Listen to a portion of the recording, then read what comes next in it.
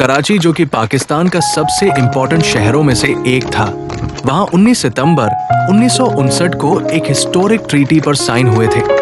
वो थी Indus water treaty. जब 15 अगस्त 1947 को इंडिया और पाकिस्तान तो डोमिनियन स्टेट्स एग्जिस्टेंस में आए थे, तो सबसे बड़ी समस्या थी बॉर्डर्स, जिनको अंग्रेजों ने कुछ वीक्स में अपने रूम्स में लाइन खींचकर बांट दिया था।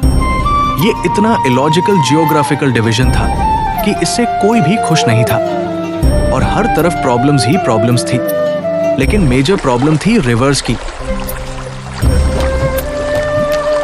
पाकिस्तान में वाटर इरिगेशन जिन नदियों से होता था, उनका सोर्स इंडिया में था। ऐसा ही एक डर जो पाकिस्तान को सता रहा था, वो ये कि जियोग्राफिकल डोमिनेंस की वजह से कहीं भारत पाकिस्तान को हर जियोपॉलिटिकल बायलेटरल इशू पर डोमिनेट ना करे। इसलिए वो इसका एक परमानेंट सॉल्यूशन चाहता था।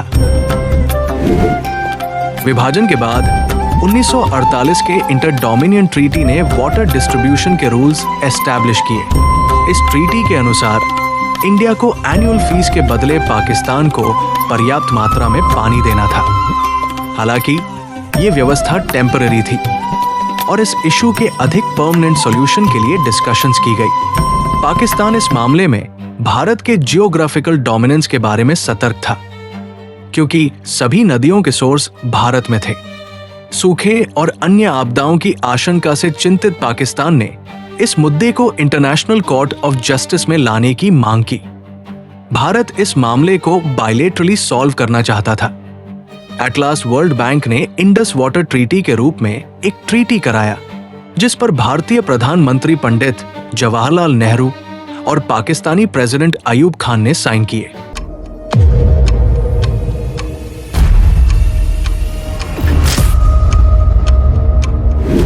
भारत और पाकिस्तान के बीच वॉर और डिफरेंट कॉन्फ्लिक्ट्स के बावजूद ये ट्रीटी कायम थी। इस ट्रीटी में भारत का ईस्टर्न रिवर सतलुज, व्यास और रावी पर कंट्रोल था, जबकि पाकिस्तान वेस्टर्न रिवर्स सिंधु, चिनाब और झेलम पर कंट्रोल करता था।